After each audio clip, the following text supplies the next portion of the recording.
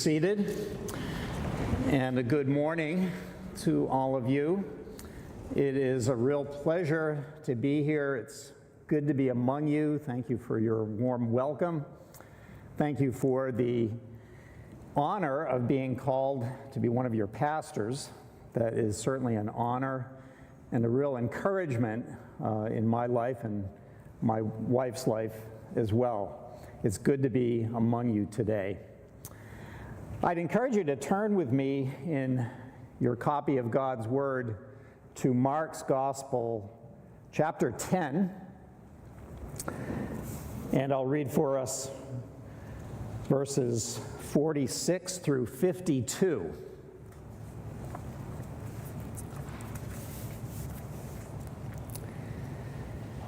Hear God's Word.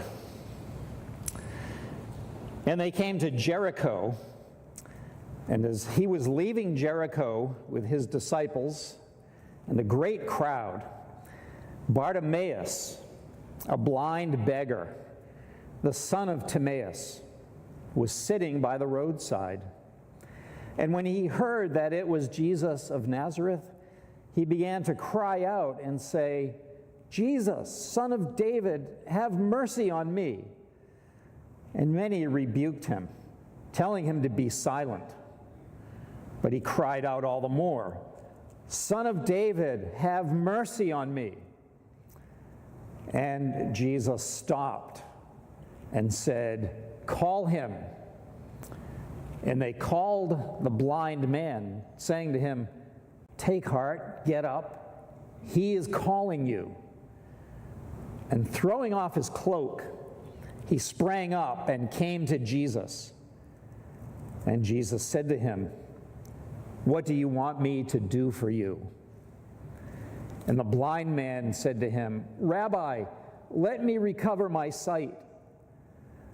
And Jesus said to him, "Go your way. Your faith has made you well." And immediately he recovered his sight and followed him on the way. This is God's word. Let's pray together. Lord, we would come before you as your servants and simply call upon you. Speak, Lord. Your servants are listening. Through Jesus we pray. Amen. I want to ask you if you have had an experience lately where someone asked you what was going on inside your soul, and then took time to listen to you. Maybe the right question is to ask whether you've ever had that experience in your whole life. Sadly, it is very hard to find someone more interested in others than themselves. Now, this quality of being interested in other people is one that Jesus demonstrates over and over again. And this morning I want to look at this passage in Mark's Gospel and see, I hope, how wonderful this is. When somebody is interested in me, I am immediately not isolated anymore. I'm in a kind of communion with that person who shows interest. And that's something of what we were created for. You know, in the creation account, when God surveyed all that he had made, all was good except for one thing. It is not good that the man be alone. We are not meant to be alone.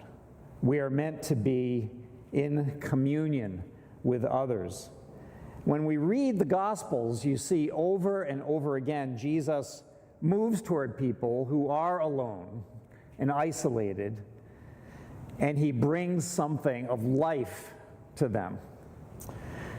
Now remember that Jesus Christ, who we read about 2,000 years ago, he walked in the land of Israel, and there are these encounters that he had with other people that are described for us. Remember, according to the letter to the Hebrews, Jesus Christ is the same yesterday, today, and forever.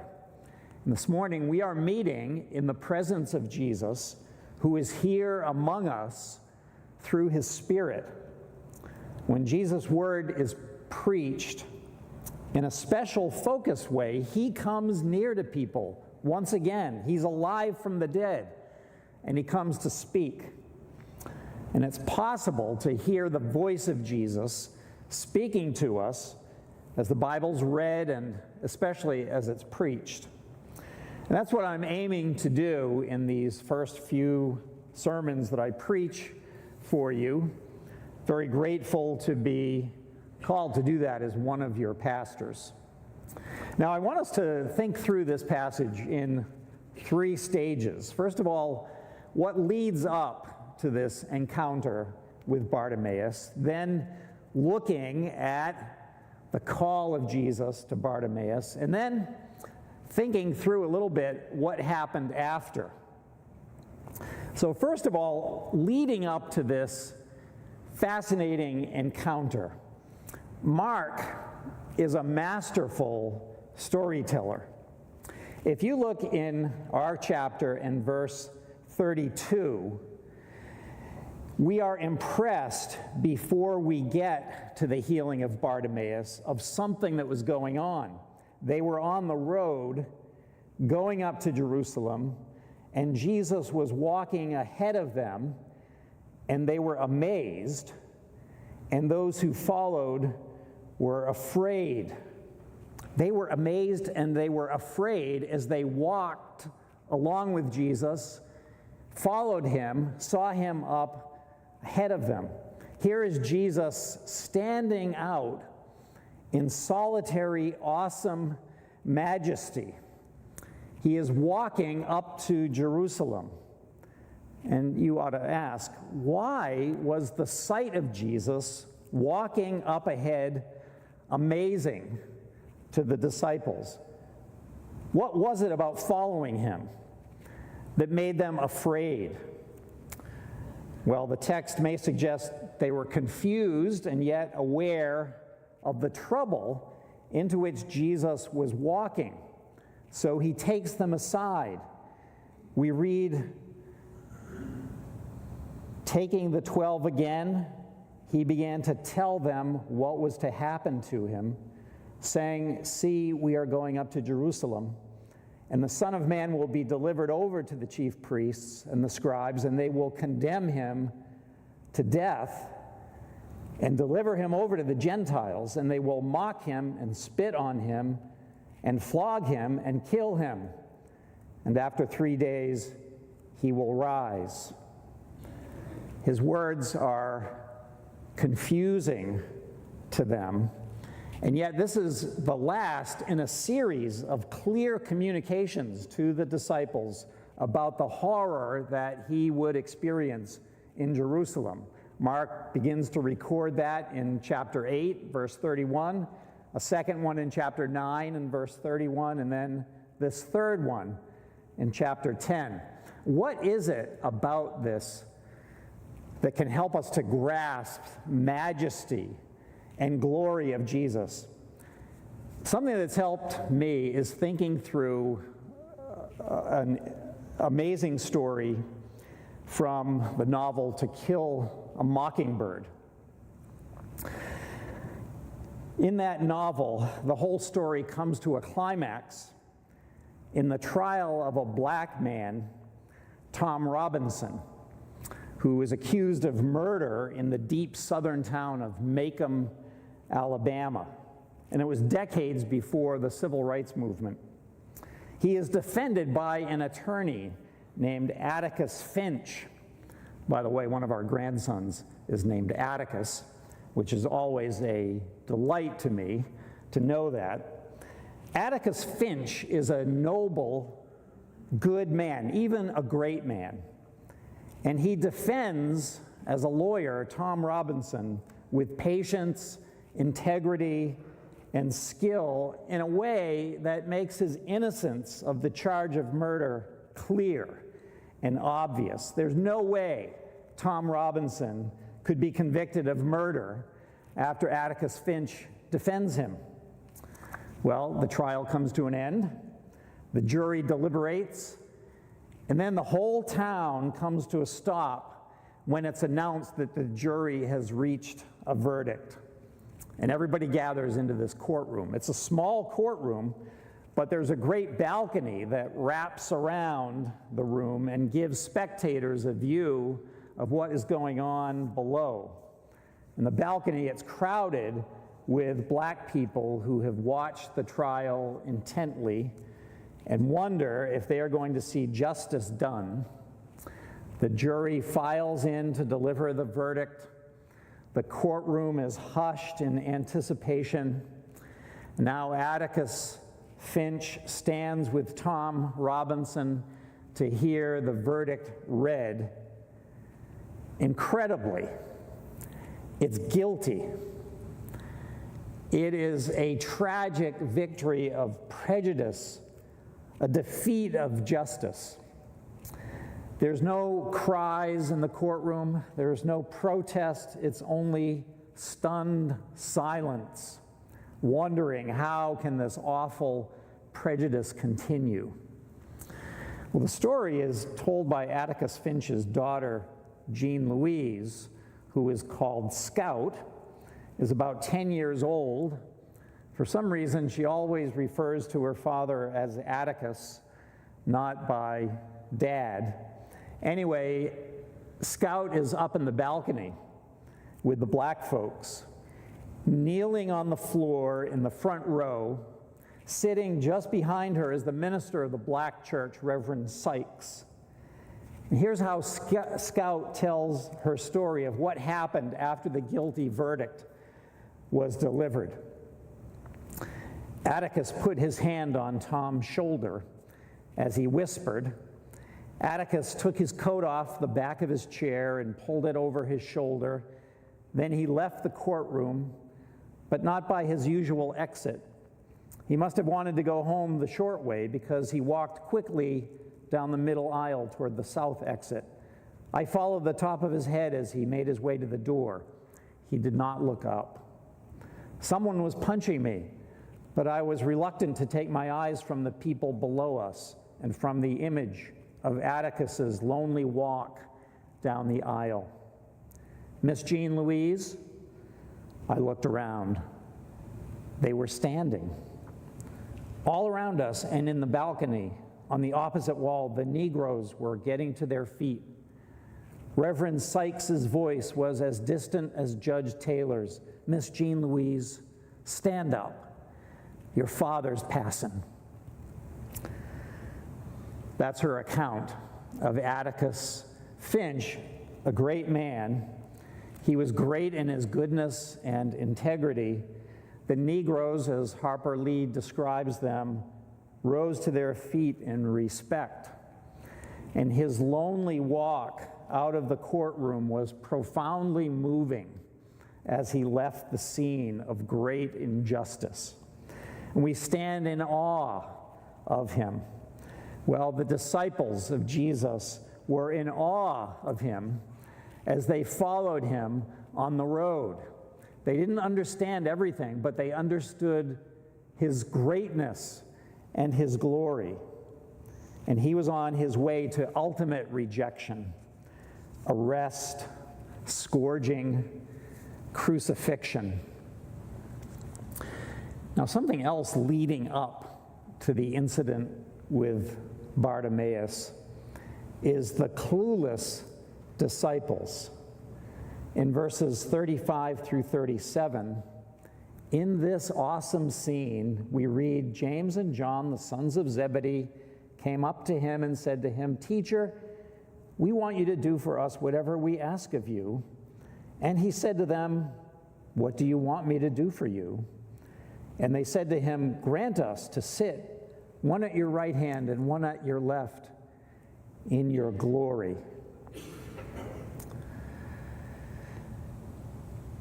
The disciples shamefully ask him for the two best positions, whatever that might be, in the new government that they expect Jesus to set up. All that he taught them about his kingdom being completely different, about the need to serve and not be served, of his own calling to give up his life as a ransom for many, have all gone in one ear and out the other. And their smallness is all the more ironic in the light of Jesus' majestic nobility. But don't miss how he speaks to them, asking them, "What do you want me to do for you?" The disciples who followed Jesus on the road to Jerusalem for the Passover were amazed and afraid. They were unable to really sympathize with him. They didn't get his message. They were stuck in their obsession with glory for themselves. And so Jesus, mighty, awesome, solitary, even surrounded by friends, continues to the final march to Jerusalem into the city of Jericho. And all of these impressions, his greatness, the disciples' smallness, are all surrounding this scene. So now we come to this special incident with Bartimaeus. What a vivid scene it is that Mark paints for us. Jesus went through the city of Jericho, and so he was leaving the city. He was joined by his disciples and a great crowd. What does a great crowd mean in the Gospel of Mark? How many people would this be? Well, there's no estimate of the crowd. Usually Mark tells us what happens because of the crowd, such as in chapter 2 when Jesus could no longer openly enter a town. The crowds were too big. Or chapter 4 where the crowd made it necessary to push out in the lake on a boat and teach them there because of the great crowds. There is always a sense of confusion, the sense of difficulty in just navigating on the road. So in this scene, as the crowd moves along the road with Jesus, they are about to pass a blind beggar sitting by the side of the road. Maybe that was the place that he usually went to beg. Maybe he knew where Jesus would be going, and so he chose this place because he knew he might be able to see him. Who was this man? We don't know for sure whether he was blind from birth or if he lost his sight at some point in his life. We do know that he ended up the way blind people in that world usually would, at the very bottom of the society. He had to beg to stay alive, and this is what he did. He was a beggar. We know this man was absolutely poor materially, but it's probably also the case that he was poor spiritually. He was most likely living the isolation of the blind. He could never share the experience of seeing with the people who were able to see. And if you think about it, so much of what we talk about with one another is exactly what we see. Bartimaeus would be left out of all those conversations. Spiritual poverty also could come from a sense of uselessness. He could do no real work. Nobody was creative enough to figure out a way to give this blind man, or just about any other blind man as far as we know, some useful job. He was unable to work for himself, to support himself, and to have something to share with others, all those things that give life a sense of meaning and purpose. Probably didn't have a family either.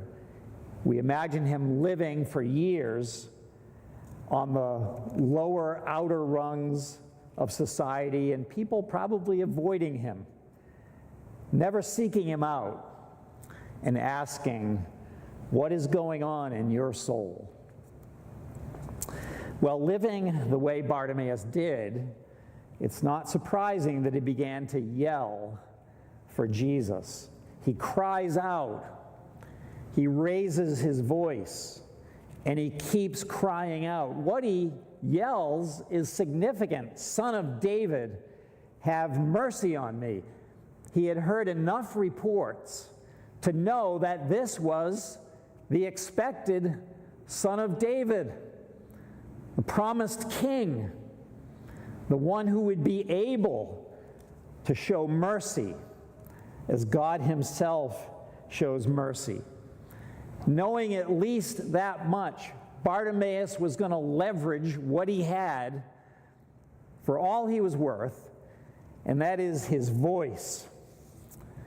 And as he yells, the people doing what we could call crowd control spring into action.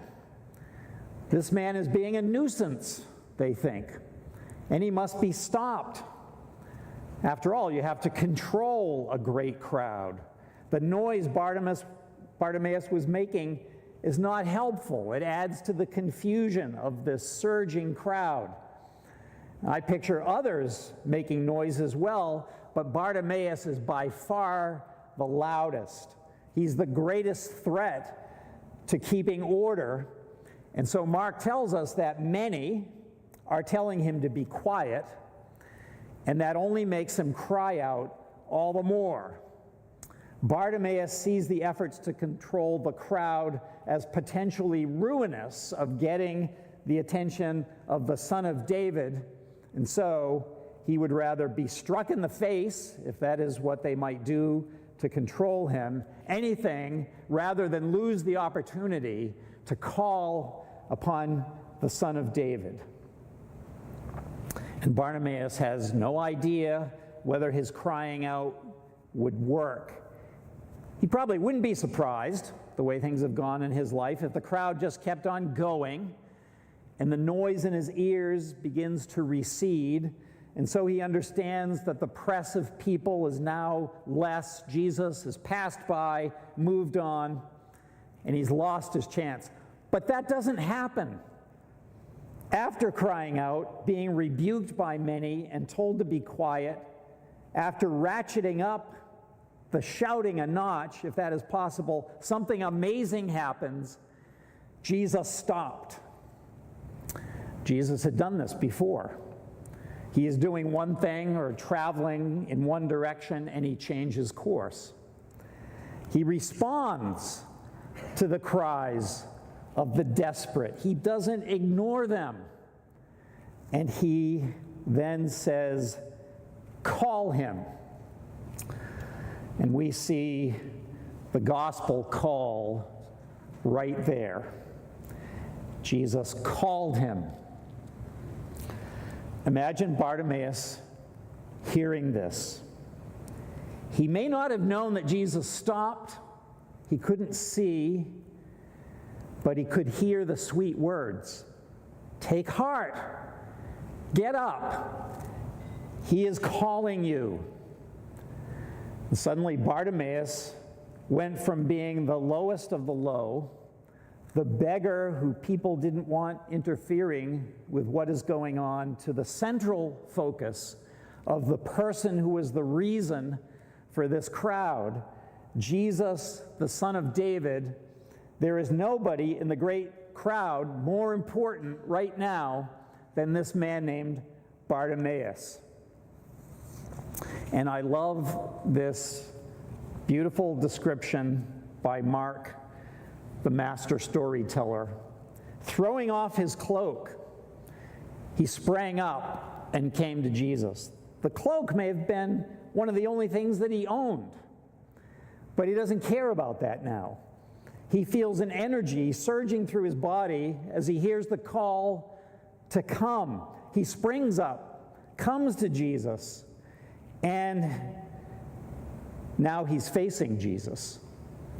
Bartimaeus can't see him, but he knows how close he must be when he hears these words, "What do you want me to do for you?" Notice, that's exactly what Jesus had asked the disciples a little earlier. What do you want me to do for you? Can there be any better example of the character of Jesus that Dane Ortland has written about so beautifully in the book Gentle and Lowly? Ortland points out this is the only way Jesus ever described his own character, gentle and lowly. To the disciples who had lost their nerve, demanding Jesus do for them what they asked, Jesus simply responds, "What do you want me to do for you?" To a desperate beggar sitting by the road, calling out at the top of his lungs, Jesus did not even presume to know what the man wanted. Instead, he was in no hurry. He will talk to this man. And I think of several things that are wonderful about this. What do you want me to do for you? Jesus wants Bartimaeus to continue to use his voice. For how long did Bartimaeus endure people not wanting to hear from him? Jesus puts an end to all that. Jesus lets Bartimaeus know that he is interested in how he feels and what he thinks. He wants to hear from Bartimaeus. He wants to know him. Jesus invites Bartimaeus to make his request known. He validates his sense of need. He doesn't minimize it. And Jesus puts himself in a place of service to Bartimaeus. Just as he said in Mark 10:45, the Son of Man came not to be served, but to serve. Here is an immediate example of the servant's heart that Jesus said is at the center of his mission. And then by asking Bartimaeus to tell what he wants, Jesus establishes a relationship with him. A relationship depends on dialogue, on give and take, on a mutual understanding. Jesus enters a relationship with Bartimaeus, and he also clearly proclaims himself as the one who is able to do what someone wants. Of course, Bartimaeus asks the rabbi to restore his sight. Jesus tells him his faith has made him well. Go your way, Bartimaeus. With the characteristic word immediately, Mark tells us what happened. In a blink, the blind beggar could see. I imagine he saw with his new eyes the first thing, Jesus' face. There was a whole world he could look at, but wouldn't Bartimaeus be captivated by the face of Jesus? Mark doesn't record any more words from Bartimaeus. Maybe he couldn't even speak because of the emotion. I understand he can't even get the words out. He made me see. Several times in Mark's gospel, Jesus tells the person he healed to go back home or to follow up on the provisions of the law so that a priest would record what happened. Jesus tells Bartimaeus, go your way.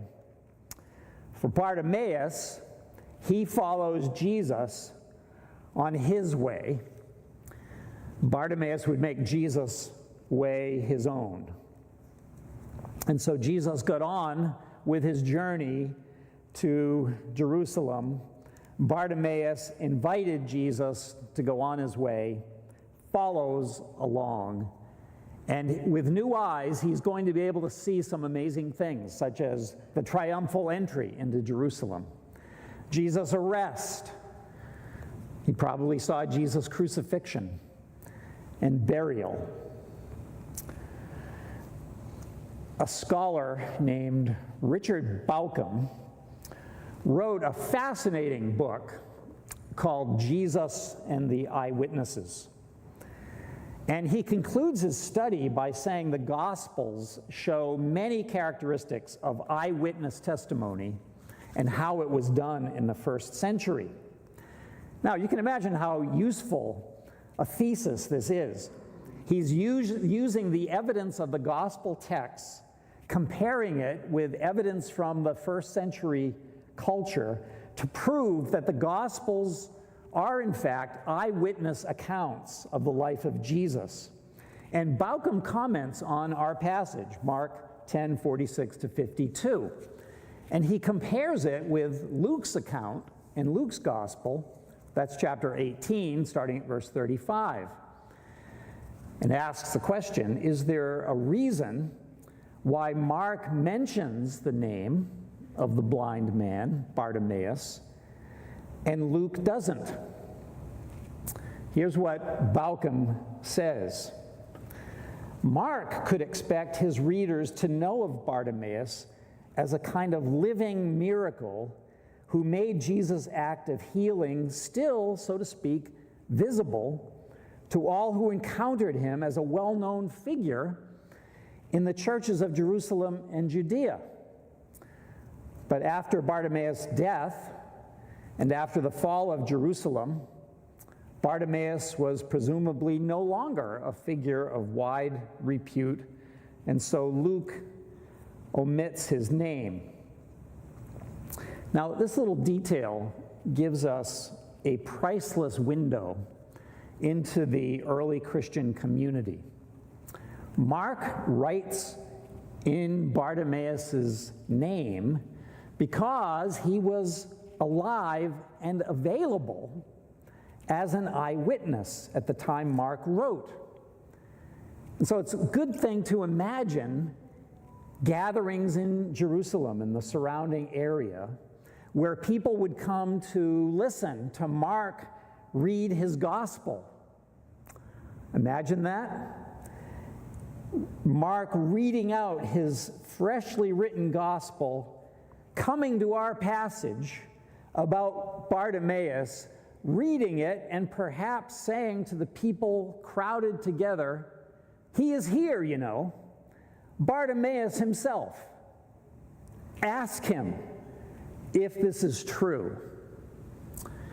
And I like to use my imagination, and I admit that's all it is, but I imagine Bartimaeus giving his eyewitness testimony in these gatherings of the early church, saying something like this: yes, what Mark wrote is true. My name is Bartimaeus, the man who was blind, sitting on the roadside outside of Jericho. As things were getting crazy, the pushing and shoving was violent. The crowd was passing by and everything seemed to stop. Somebody said to me, "Take heart, get up, he is calling you." I couldn't believe it. Jesus was calling me. I got up and threw down my cloak. They pushed me to him until they stopped pushing, and I felt a hand on my shoulder. I heard a voice say, "What do you want me to do for you?" He was asking me to tell him what I wanted. Right away I said, "Rabbi, let me recover my sight." And Jesus said, "Go your way. Your faith has made you well." As soon as I heard those words, my eyes were opened. I saw the man, Jesus, who spoke to me. I could see at last. Jesus kept going on his journey to Jerusalem, and I followed him. I walked with the crowd to Jerusalem, my eyes now open so I could see. But there was a much greater opening of my eyes yet to come. I saw Jesus get arrested. I heard he was flogged. I saw him carrying his cross to death. I saw him crucified. I saw the tomb where they put his body. I saw him after he came to life again. And I have been following him ever since. The apostles have been teaching me. I now understand that my blindness was a single symptom of the curse on the whole creation. I see that my own sins were a bigger problem than my blindness. I see that only the death of the Son of God, Jesus of Nazareth, can ever turn away the wrath of God from me because of my sin. I am going to die eventually. My eyes that are so bright now will someday be dimmed again, But Jesus on the cross took away the penalty that was on me for my sin. He will raise me up out of the grave someday. I will be given a new body that will include new eyes that will see forever and ever. He told me, my faith has made me well. My faith joined me to Jesus. He made me well by faith. Now I live by faith in him. I am united to him. He calls you just as he called me. He stops the whole world to focus on you. He asks, what do you want me to do for you? You should tell him to give you new life, new eyes to see, just like he did for me. That's what I like to imagine Bartimaeus might have delivered as his eyewitness testimony. So here we are this morning as a church to hear the preaching of the good news of Jesus. This is an amazing development brought about by the fulfillment of all the promises of God in the Old Testament to extend his saving grace to the nations. Jesus calls to us in the preaching of the word. We are strengthened in our faith as we hear his voice. As Dane Ortland writes also in Gentle and Lowly, it takes a lot of sermons and a lot of suffering to cleanse our hearts of the dark thoughts about God sin has given us. As we listen to the gracious voice of Jesus calling us, we gradually become convinced. We gradually grow to feel that God loves us in his Son Jesus, and we joyfully follow him. You may not have heard anybody ask you lately, what is going on in your soul? Or you may have never heard such a question. But Jesus, present among us in his Holy Spirit, comes near and calls to each one of us, just as he did to Bartimaeus. He draws near to establish a relationship with us, and he will be the closest and best friend we could ever have. Hear him asking you and me, what do you want me to do for you? And respond to him. My main point to leave you with is this: tell Jesus what you want him to do for you. Let's pray.